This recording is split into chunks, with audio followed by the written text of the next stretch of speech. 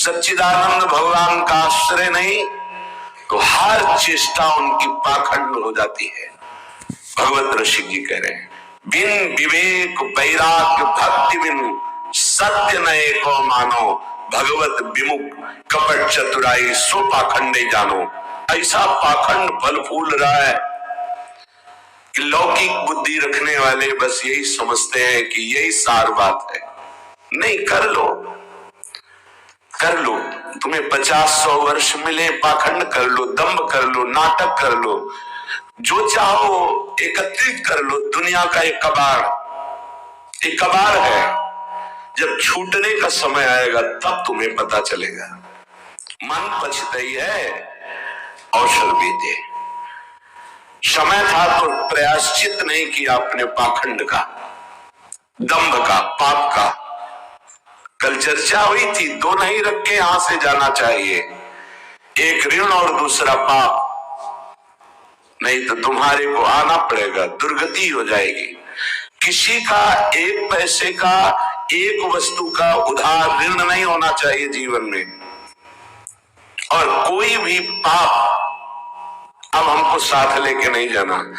अगर भूल से हो गए हैं तो उनका यहाँ प्रायश्चित करेंगे, अंदर से जलेंगे और संत महात्माओं से पूछेंगे इस पाप का हम क्या दंड स्वीकार करें, कौन सा प्रायश्चित करें। वो जो आदेश करे बिना किसी प्रश्न के, संशय के, उसे स्वीकार कर लो, पाप नष्ट हो जाएगा। पाप और ऋण ये अपने जीवन में नहीं होना चाहिए, पर पाखंड, दंभ ये केवल पाप कराता है। भोले भाले भूले हुए जीव प्राणी वो जानते नहीं है कि किसे सत्य अध्यात्म कहते हैं, बस भूल में और भूल बटोरते घूम रहे हैं। कहीं कुछ भी तुम्हें मांगने की जरूरत नहीं, किसी के आगे हाथ पसारने की जरूरत नहीं कि आशीर्वाद दे दीजिए, हमारी प्रार्थना मान लीजिए। यदि आप नाम जापक है तो दूसरों को सुख देने की सामर्थ्य रखने वाले हैं, आप भगवान के अंश हैं। आप कोई साधारण नहीं, आप अपने स्वरूप को पहचानिए, ये भटकना छोड़िए। आप परम स्वतंत्र भगवान के अंश है, आप परम स्वतंत्र हैं। ये माया आपको जो बांधे हुई है, इसी से मुक्त होने के लिए, इसी भ्रम को मिटाने के लिए हमें मानव देह मिला है। ए मारे घूम रहे, हमें सुख मिल जाएगा, कोई दे देगा आशीर्वाद। अरे आशीर्वाद भगवान ने दे दिया तुम्हें, तुम भगवान के अंश हो, तुम्हें मानव दे दिया, तुम्हें बुद्धि दे दी, विवेक दे दिया। इससे तुम सुखी नहीं हो पा रहे तो किसी के आशीर्वाद से क्या सुखी हो जाओगे। आशीर्वाद भी वही लागू होता है जो सत्कर्मी होता है, जो पाप नाशक अनुष्ठान किए हुए उसी के ऊपर आशीर्वाद जाता है। आप सोचे आप करें पाप, विषय विलासिता, और आपको कोई परमहंस आशीर्वाद दे दे, आपकी सामर्थ्य नहीं कि ऐसे आशीर्वाद देने वाले महापुरुष तक पहुंच पाए। जो पे दुष्ट हृदय सोई हुई, मोरे सन्मुख आओ की सोई, वो जा ही नहीं सकता। अगर चले गए तो आशीर्वाद मांगने की जरूरत नहीं है, वो बात मिल जाएगी जो तुम्हें दूसरों को आशीर्वाद देने की सामर्थ्य प्रदान कर देगी। अपने लोग भगवान को भी आशीर्वाद देते हैं, अपने लोग महारानी जी को आशीर्वाद देते हैं, उन्हीं के नाम बल से, उन्हीं के चरण आश्रय बल से। लाडली रूथारो अविचल रहो जो सुहाग, आपका सुहाग अविचल रहे, आप दोनों ऐसे सुखी रहे। जब अपने आराध्य देव श्यामा से हमको आशीर्वाद दे सकते, फिर और कौन बचा। तो किसके बल से? उनके नाम बल से, उनकी आराधना के बल से। क्या आप नाम जप नहीं कर सकते? क्या आप आराधना करके ऐसे समर्थ नहीं बन सकते? समर्थ वही है जिसका हाथ फैलाना मिट जाए, किसी से भी नहीं। आपके पास नाम है, आपके पास मंत्र है, उपासना है, आप समर्थ है, पर आप अपनी वस्तु को पहचान ही नहीं रहे। नाम जप में रुचि नहीं, सत्मार्ग सत्क्रियाएं ये रुचि नहीं, तो कहीं भी भाग के चले जाओ, दुख ही मिलेगा, अशांति मिलेगी, चिंता मिलेगी, आशीर्वाद नहीं मिलेगा। वो देगा भी तो लगेगा नहीं, क्योंकि हृदय में हमारे अंदर पात्रता नहीं आ रही। पात्रता नाम जब से आती, मान लो प्रार्थना, कुछ समझ में आवे या ना आवे, राधा राधा राधा। श्रीपाद कह रहे हैं न राधा प्रियो नापि वृंदावनम और नैव वृंदावन प्रेम भाजाम। प्रेम भाजाम जो प्रेम पात्र बन चुके हैं, जिनके हृदय में वृंदावन प्रकाशित हो चुका है, प्रिया प्रीतम खेल रहे, ऐसे महापुरुषों का संग नहीं, वृंदावन का आश्रय वास नहीं और प्रिया प्रीतम की उपासना नहीं, तो तुम्हारा जीवन धिक्कार, किस काम का जीवन। ये बच्चे पैदा करना, सोना, खाना, पीना, रहना, जीना, ये तो सुअर कुत्ता भी कर रहे हैं। देव दुर्लभ मनुष्य देह कही गई, बड़े भाग मानुष तन पावा, सुर दुर्लभ सद ग्रंथन गावा, दुर्लभो मानुषो देहो। बड़ी महिमा किस बात की? भगवत प्राप्ति की, जीवन मुक्त होने के लिए, भजन रूपी धन कमाने के लिए। यदि भजन नहीं, ज्ञान नहीं, भक्ति नहीं, वैराग्य नहीं, तो फिर पशु से बढ़ करके तुम नहीं हुए, पशु से नीचे ही हुए, क्योंकि पशु तो अपने कर्मों का भोग कर ऊपर उठ रहे हैं, तुम सबसे ऊपर आकर अब ऐसे कर्म कर रहे हो कि नीची योनियों को जाओगे। श्रीपाद कह रहे हैं कोई भी आराधना किए बिना प्रभु की सुखी नहीं हो सकता, चाहे वो ब्रह्मा के पद में ही क्यों ना हो। सच्ची मानना, अगर सुख का अनुभव होगा तो भगवत आराधना से। ये बैठ जाए दिमाग में, भोगों में सुख नहीं है। अनंत ब्रह्मांडों में जितने भोग हैं सब माया के द्वारा रचित है।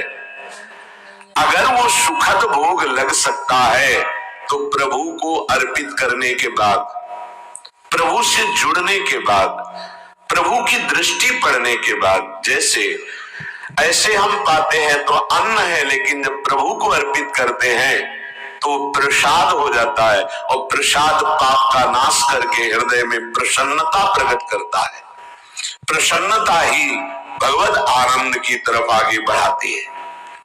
समझ में नहीं आ रहा, हम बार बार भटक रहे हैं इन्हीं भोग, इन्हीं सुविधाओं को सुख मान। अगर नाम जप नहीं चल रहा तो समेट लो जितनी सुख सुविधाएं, अंतिम समय हमारी बात याद करना, कुछ तुम्हारे हाथ नहीं लगेगा। अब भी देख लो, कोई 20 का है, कोई 50 का, कोई 40 का, 30 का, इतना समय व्यतीत हो गया, क्या है तुम्हारे पास जो यहां से ले चलोगे? और कौन सी अनुभूति है जिसमें तुम तृप्ति का अनुभव कर रहे हो कि मुझे ये मिला, मैं तृप्त हो गया? कुछ नहीं, जीरो पे जीरो हो। वही वासना, वही मांग, वही चिंता, वही शोक, वही भय, वही कामना।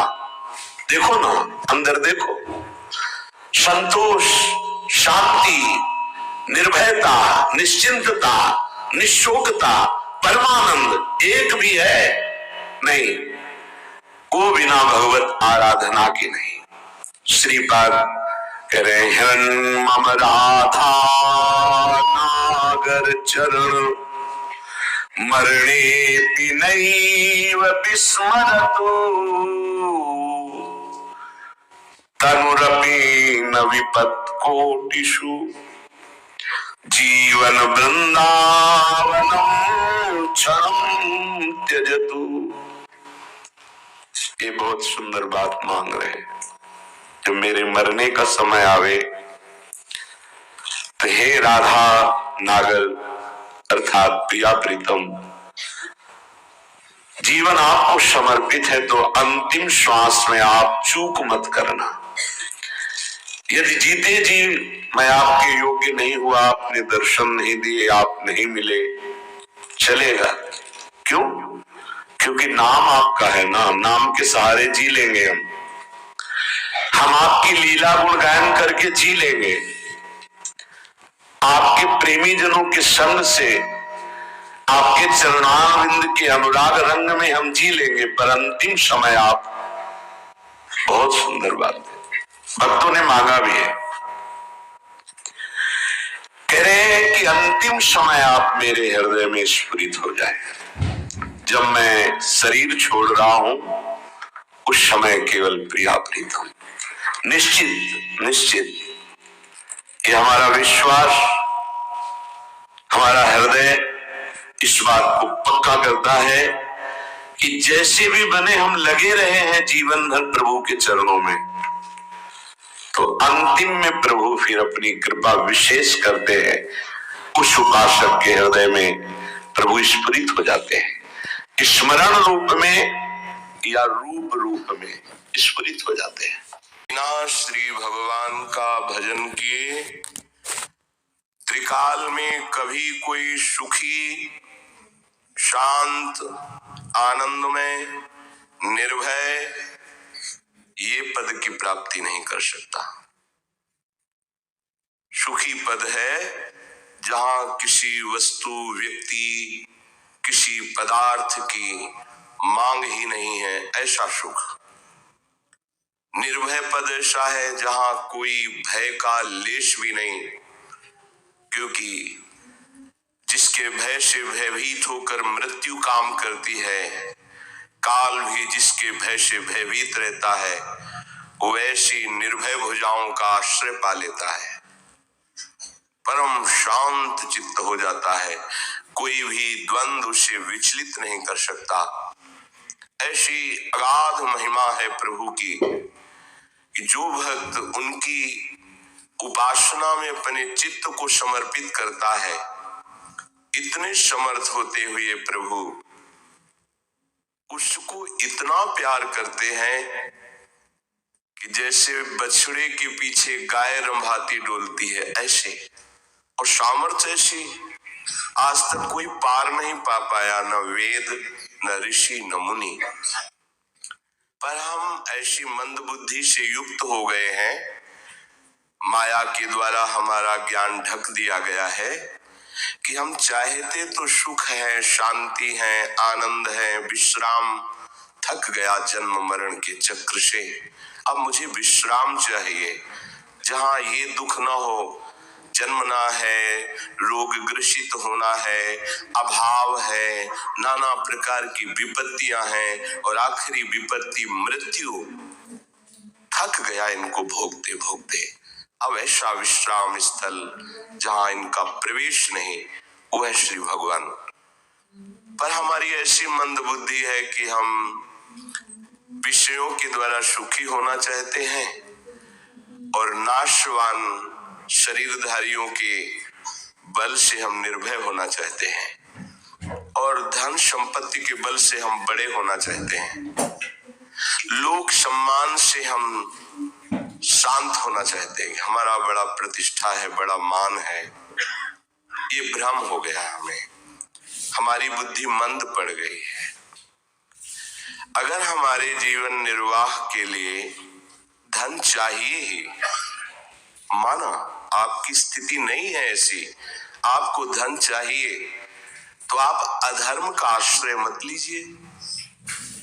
आप पापाचरण करके धन का संग्रह करेंगे, वो आपके परिवार को, आपके शरीर को, आपकी बुद्धि को, मन को महान अशांत कर देगा। पर आपकी बुद्धि पवित्र नहीं है तो निर्णय ठीक नहीं कर पाती, तो लगता है इन किन प्रकारेण धन आना चाहिए जिससे हम अपने परिवार को सुखी कर सकें और हम सुखी हो सकें। आपको धन चाहिए तो परम धनी श्री हरि, श्री कृष्णचंद्र जी का आश्रय ले लो। विश्वास कीजिए, आपकी मांग खत्म कर देंगे, इतने बड़े वो दाता है। आपको ऐसा संतोष धन प्रदान करेंगे कि बाहर के बड़े बड़े धनवान भी उस संतोष सुख की झांकी कल्पना भी नहीं कर सकते जो आपको प्राप्त होगा। जिसे संतोष सुख प्राप्त हो गया वो ब्रह्मा से भी बड़ा धनी हो गया। ये संतोष भगवत कृपा से प्राप्त विवेक के द्वारा होता है। अगर हमको लौकिक धन भी चाहिए तो उन्होंने ही तो प्रकट किया है। इस पृथ्वी में खाने हैं, जैसे गेरू की लाल मिट्टी हुई, ऐसे ही तांबे की, स्वर्ण की, हीरे की, ये सब खाने हैं। और एक भ्रकुटी के संकेत मात्र से माया ने सब रच दिया। आपको कुछ चंद रुपए चाहिए, कुछ थोड़ा सा हमें सुख सामग्री चाहिए, तो अधर्म का आचरण लेकर क्यों भटक रहे हो? मालिक से मांगो, जगत के मालिक हैं आप, उनके अंश हो, इनसे अपनापन करो। प्रभु आपने जीवन दिया है तो जीने की व्यवस्था जो हमें चाहिए वो दे दीजिए। बिना मांगे वो सबको जीवन धारण करने की आवश्यकता दे रहे हैं, पर आपको जो चाह करनी तो इन्हीं से कीजिए। अगर किसी भी तरह से प्रभु का आश्रय ले लिया जाए तो मंगल कर देते हैं। भगवान का आश्रय लो, नहीं तो छूट दिए। भगवान को दया नहीं आती? नहीं। क्यों? क्योंकि कष्ट है नहीं। जो भगवान का अंश आत्मा है उसे कभी कोई मार ही नहीं सकता, और शरीर टिक नहीं सकता, परिवर्तनशील है। उनकी दृष्टि में कोई दुख नहीं है। तुम्हारी दृष्टि में दुख, अगर निवृत्त करना चाहते हो दुख और भय को, तो पुकारो भगवान को, दूसरा उपाय नहीं।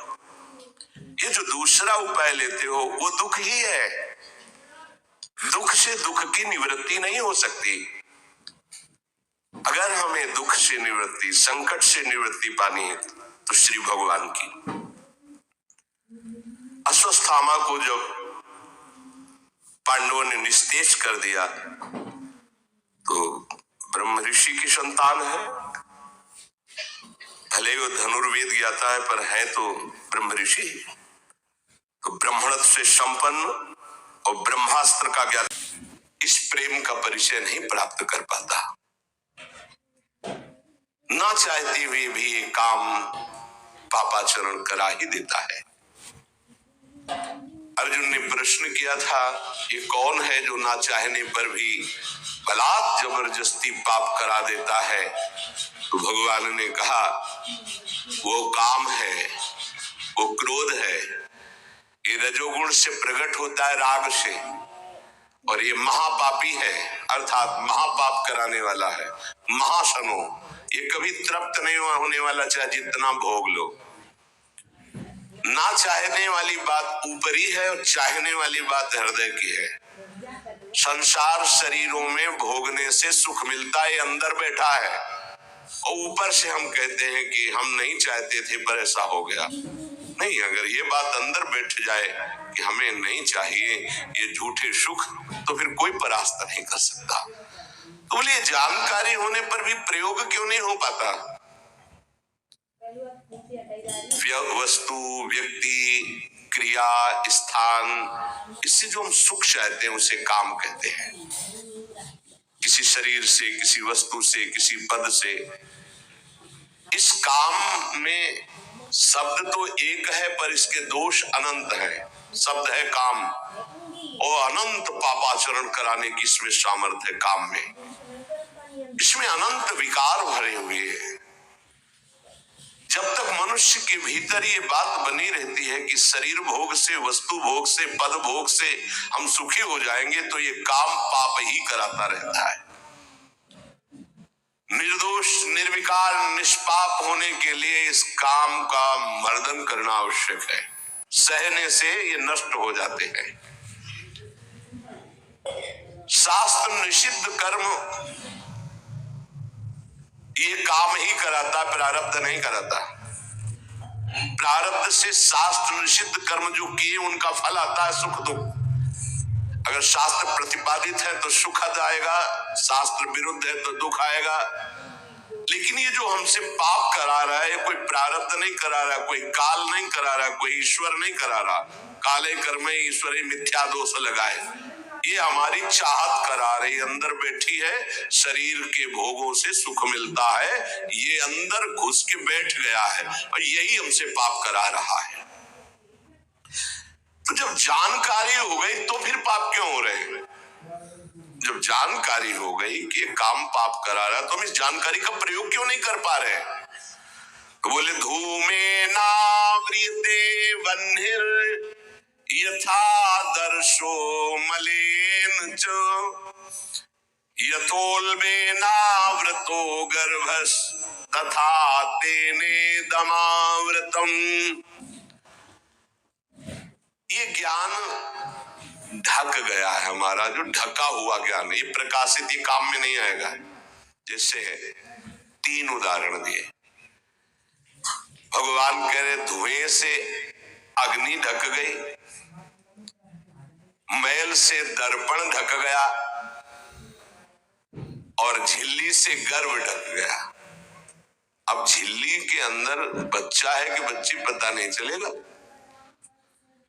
दर्पण है, हम काले हैं कि गोरे हैं पता नहीं चलेगा, क्योंकि मैल से धुआं होने के कारण पता नहीं चलेगा कि अग्नि है, पर बहुत जल्दी उसमें अग्नि प्रकाशित की जा सकती, फूंक मारो अग्नि पैदा हो जाएगी।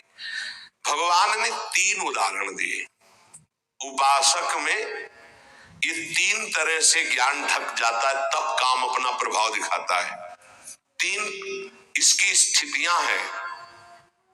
जैसे धुएं से अग्नि ढकी रहती है, ऐसे ही काम विवेक को, ज्ञान को ढक देता है। बुद्धि में निर्णय निकल रहा है कि तो गलत है, नहीं करना चाहिए। सात्विक, राजसिक, तामसिक, ये बुद्धि की तीन प्रवृत्तियां हैं, तीन गुणों के अनुसार। कर्तव्य अकर्तव्य का ठीक ठीक निर्णय करने में समर्थ है सात्विक बुद्धि। राजसिक बुद्धि ठीक निर्णय नहीं कर पाती, असमर्थ होती है कर्तव्य का। और तामसिक उल्टा ही निर्णय करती है। ठीक निर्णय करने की सामर्थ्य सात्विक बुद्धि में है। अब जीव ही भोग इच्छा प्रकट हुई, धुआं पैदा हो गया, भोगों की न भोगों, पाप तो नहीं बन जाएगा। धुआं है, इसका मतलब अग्नि है, ज्ञान है उसके अंदर। अब अगर उस समय उसको सत्संग मिल जाए, कोई संत की बात चलने लगे, उसका चिंतन वो रोक पावे, तो मानो फूंक मारना है। जैसे धुआं उठ रहा है, 1 2 3 फूंक मारो, आग लग गई, प्रज्वलित हो गया, बच गया। ये पहला बहुत सरल है, बच जाना काम से। धुआं हो जाने पर दिखाई नहीं देता क्या है, क्या ठीक है क्या नहीं ठीक है, पर फूंक मारो तो आग उठी, धुआं खत्म हुआ। ये ज्ञान हो रहा है, बीच बीच में जलन हो रही कि भोगों की ना भोगों, अच्छा है कि नहीं अच्छा है, कहीं पाप तो नहीं हो जाएगा, कहीं गलती तो नहीं हो जाएगी, पर वो धुआं है, नहीं भोग लेते हैं, अवसर मिला है, समय मिला है, भोग लेते। ये उस समय उसको चाहिए, तत्काल कोई सहयोगी चाहिए विवेक का। परमार्थिक मार्ग में धुआं पैदा कर देगी। साधक अगर सावधान हुआ तो तत्काल प्रयासरत हो जाता है इस धुएं को हटाने के लिए। फूंक मारने का मतलब कीर्तन शुरू हो गया, वो सत्संग शुरू हो गया, किसी संत के पास तत्काल बैठ गया, उसकी वाणी सुनने लगा, वो धुआं खत्म हुआ। फूंक लगी, आग जली, धुआं खत्म, ठीक निर्णय हो गया। नहीं नहीं, ऐसा नहीं करना। उत्पत्ति विनाशशील जड़ वस्तुओं में प्रियता, महत्ता, सुंदरता, सुखद रूपता, ये काम पहले पैदा करता है। ये सत्य है, इसमें सुख मिलेगा, इसमें बहुत सुख मिलेगा। अब ये धुआं बढ़ता चला जा रहा है, कैसे सुख मिलेगा, लाखों लोग भोग रहे हैं, कैसे सुख, कैसे तुम मुझे बावरा बना सकते हो, नहीं नहीं गलत है। ये है धुआं को हटाना, फूंकना। अरे अन्य शरीरों की अपेक्षा मनुष्य शरीर सर्वश्रेष्ठ है, इसमें विवेक है, हम कैसे ऐसा पशुवत आचरण कर सकते, नहीं है मन, नहीं तेरी सलाह नहीं। और वो फूंक रहा है, आग पैदा कर रहा है, ज्ञानाग्नि पैदा कर रहा है। पर बहुत प्रवीण साधक नहीं, उससे प्रवीण मन है, वो सुख को सुख मानकर भोगने की लालसा प्रबल होने के कारण वो धुआं नहीं हटा पा रहा, वो उसी में और राग कर रहा है। प्रथम अवस्था में हटा लिया तो हटा लिया, नहीं दूसरी अवस्था में बहुत ही भयानक स्थिति हो जाएगी। ये अवस्था बदलने में देर नहीं लगती, कहने में देर लगी। दूसरी अवस्था हो जाती दर्पण में ढका हुआ मैल। उसमें तो फूंक केवल मारनी थी कि आग प्रज्वलित हो गई, क्योंकि तैयार एकदम ज्ञान है, पर धुआं जैसा ढक गया, काम ने ढक दिया। जब दूसरी स्थिति आई उसी उपासक की कि इसका प्रायश्चित भी तो हो सकता है, अब वो मल लग गया। जैसे दर्पण में गाढ़ा मल पोत दिया जाए तो बिल्कुल दिखाई नहीं देगा कि हमारा रूप कैसा है। अब बिल्कुल विचार शून्य होता चला जा रहा है। यथा दर्शो मलेन च, जैसे मैल से ढक जाने पर शीशा दर्पण वो दिखना एकदम बंद हो गया। उसमें तो दिख रहा था, धुआं है, आग है, मतलब विवेक काम कर रहा था। थोड़ा फूकने की जरूरत थी, ज्ञान के प्रज्वलित करने की जरूरत थी, पर वो उधर ना की तरफ वृत्ति न ला करके हाँ की तरफ वृत्ति ले आया तो दूसरी सीन पैदा हो गई स्थिति। जैसे दर्पण में मल ऐसे लगा दो तो बिल्कुल नहीं दिखेगा, और बिल्कुल निर्णय नहीं कर पा रहा। सतोगुण में निर्णय करने की क्षमता होती है, रजोगुण में निर्णय करने की क्षमता खत्म हो जाती है और निश्चित हो जाता है कि भोग में सुख है। ऐसी कामना का वेग बढ़ा तो ये भूल गया कि मैं साधक हूं, मेरा कर्तव्य क्या है, मैं कर्तव्य करने जा रहा हूं, ये भूल गया।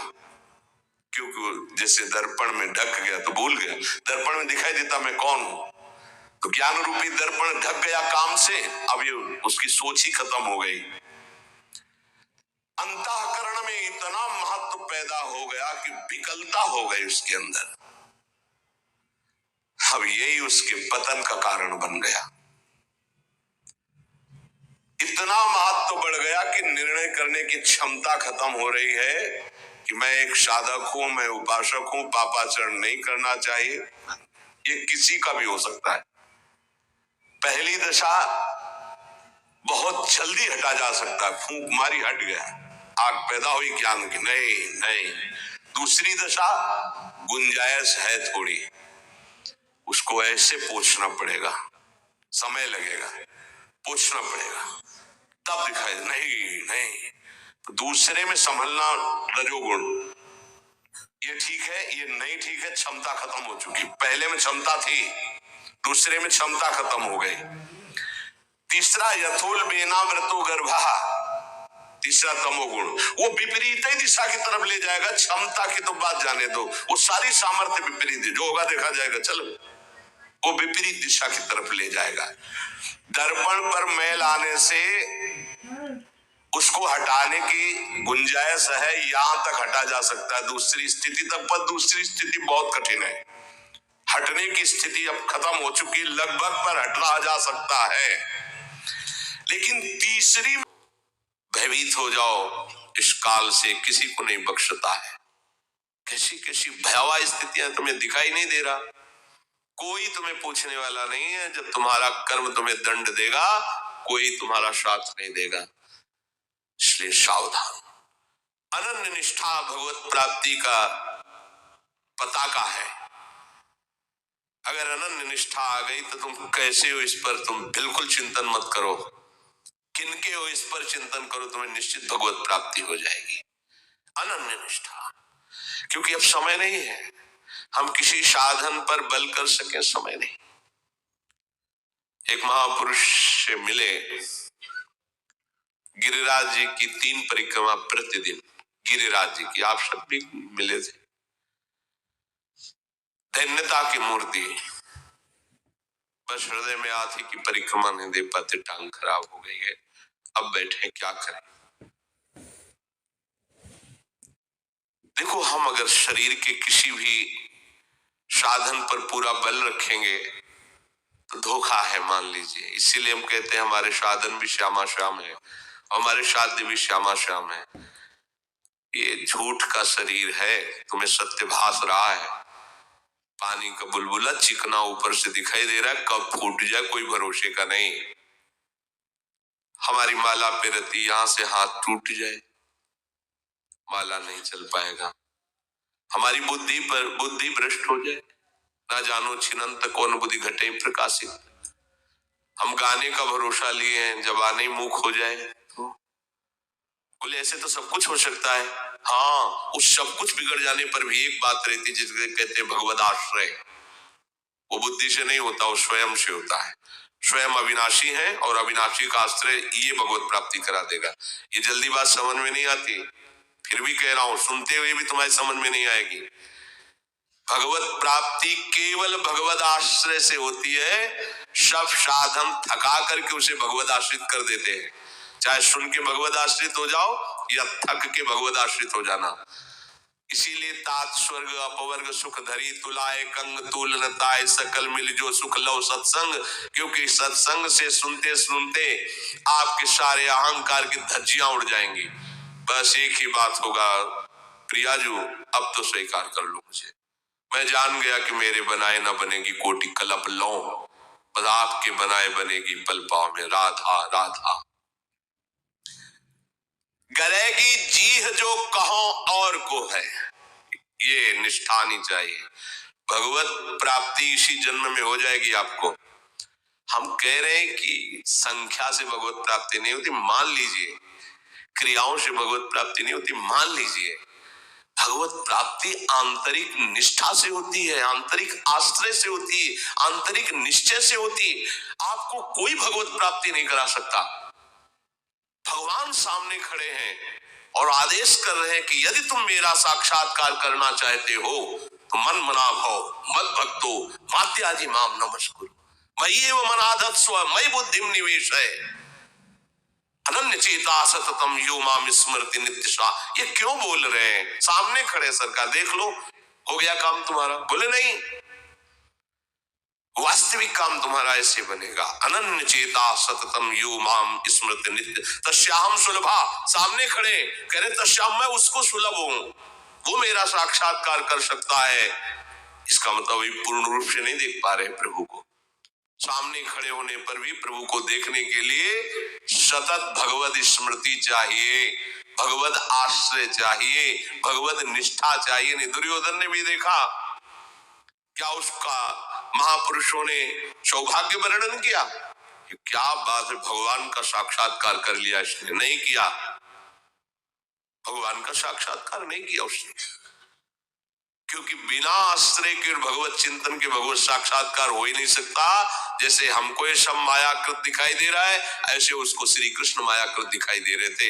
उसकी भगवत बुद्धि नहीं थी कि साक्षात पर ब्रह्मानंद ब्रह्मांडों को अपने आप से सृजन पालन और लय करने वाले विश्वात्मा भगवान हमारे सामने। ये तो भीष्म जी देख रहे थे, ये भीष्म जी देख रहे थे, ये विदुर जी देख रहे थे, दुर्योधन नहीं देख रहा था। गरेगी जीह जो कहो और को, गल जाए जवान रसना कटो भान रटो। अनन्य निष्ठा अपने आराध्य देव के प्रति। यदि कभी किसी दूसरे से कह दो कि मैं तो आपका ही हूं, भूल से भी तो मेरी जवान नष्ट हो जाए। नहीं, एक निष्ठा केवल हमारे माई श्यामाजू को राज। ये बिल्कुल निश्चिंत हो जाओ, भगवत प्राप्ति हो जाएगी। आप मान लीजिए, हम किसी प्रलोभन से नहीं कह रहे तुम्हें। हम जो गुरुदेव भगवान की कृपा से शास्त्रों की इस प्रेम का परिचय नहीं प्राप्त कर पाता, ना चाहते हुए भी ये काम पापाचरण करा ही देता है। अर्जुन ने प्रश्न किया था, ये कौन है जो ना चाहने पर भी बलात् जबरदस्ती पाप करा देता है? तो भगवान ने कहा, वो काम है, वो क्रोध है। ये रजोगुण से प्रकट होता है, राग से, और ये महापापी है, अर्थात महापाप कराने वाला है। महाशनो, ये कभी तृप्त नहीं होने वाला, चाहे जितना भोग लो। ना चाहने वाली बात ऊपरी है और चाहने वाली बात हृदय की है।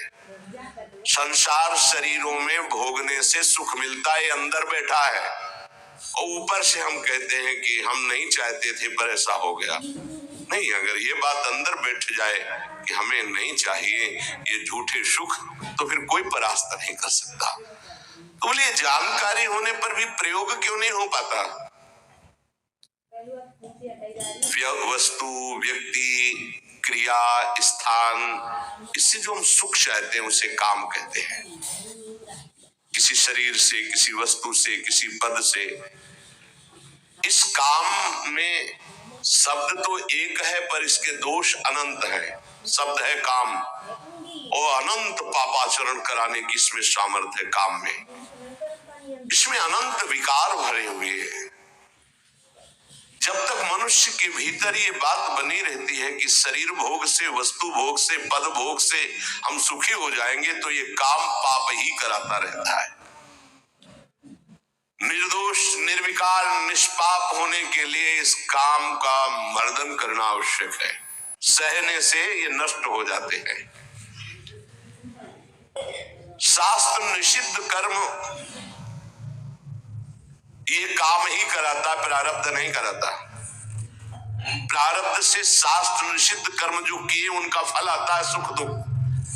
अगर शास्त्र प्रतिपादित है तो सुख आएगा, शास्त्र विरुद्ध है तो दुख आएगा। लेकिन ये जो हमसे पाप करा रहा है, कोई प्रारब्ध नहीं करा रहा, कोई काल नहीं करा रहा, कोई ईश्वर नहीं करा रहा। काले कर्मे ईश्वरे मिथ्या दोष लगाए, ये हमारी चाहत करा रही। अंदर बैठी है, शरीर के भोगों से सुख मिलता है, ये अंदर घुस के बैठ गया है और यही हमसे पाप करा रहा है। तो जब जानकारी हो गई तो फिर पाप क्यों हो रहे हैं? जब जानकारी हो गई कि काम पाप करा रहा है तो हम इस जानकारी का प्रयोग क्यों नहीं कर पा रहे? तो बोले धूमे नाव्रियते वह्निर यथा दर्शो मलेन च यथोल्बे नाव्रतो गर्भस तथा तेने दमाव्रतम। ये ज्ञान ढक गया है हमारा, जो ढका हुआ ज्ञान है, ये प्रकाशित, ये काम में नहीं आएगा। जैसे है, 3 उदाहरण दिए भगवान कह रहे धुएं से अग्नि ढक गई, मैल से दर्पण ढक गया और झिल्ली से गर्भ ढक गया। अब झिल्ली के अंदर बच्चा है कि बच्ची पता नहीं चलेगा। दर्पण है, हम काले हैं कि गोरे हैं पता नहीं चलेगा, क्योंकि मैल से धुआं होने के कारण पता नहीं चलेगा कि अग्नि है। पर बहुत जल्दी उसमें अग्नि प्रकाशित की जा सकती, फूंक मारो अग्नि पैदा हो जाएगी। भगवान ने 3 उदाहरण दिए। उपासक में ये 3 तरह से ज्ञान ढक जाता है, तब काम अपना प्रभाव दिखाता है। 3 इसकी स्थितियां हैं। जैसे धुएं से अग्नि ढकी रहती है, ऐसे ही काम विवेक को, ज्ञान को ढक देता है। बुद्धि में निर्णय निकल रहा है कि ये तो गलत है, नहीं करना चाहिए।